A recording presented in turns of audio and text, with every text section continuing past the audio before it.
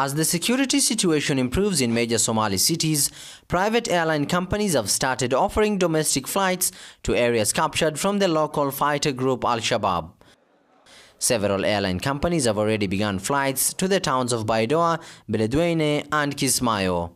The flights resumed in December 2012 after government forces asserted their control in the south and central regions, once served as Al-Shabaab's major strongholds. We have decided to offer cheap air transport. We charge $80 to fly people to recently liberated towns. People were unable to access the south and central regions. As Central Air, our main task will be to link up the capital to the rest of Somalia. However, AU forces remain responsible for airport security until Somali forces can take over the security of the country. Government ministers, lawmakers and security forces also use these flights to visit the newly liberated areas as allied forces push back the Al-Shabaab from south and central Somalia. The local flights have eased the flow of people from rural to urban areas as many families either move to Mogadishu or other cities. The airlines have highly assisted in airlifting emergency cases to the capital as it offers the best medical care compared to other cities. The Horn of African nation is slowly recovering from a two-decade civil war and Al-Shabaab militancy.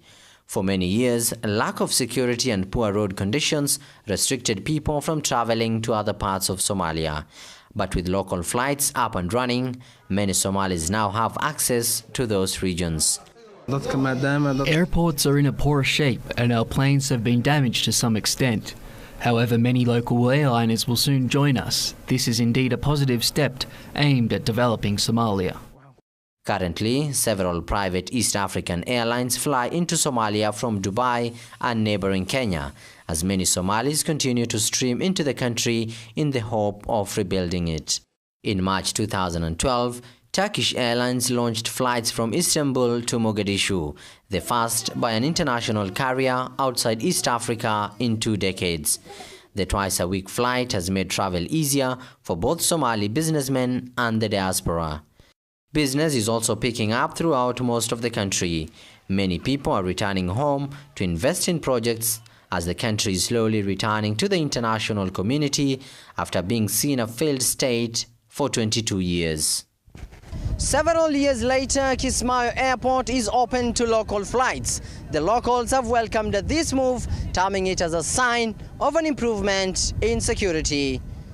Abdul Aziz Bello, Press TV, at the Kismayo Airport, Kismayo Town, South Somalia.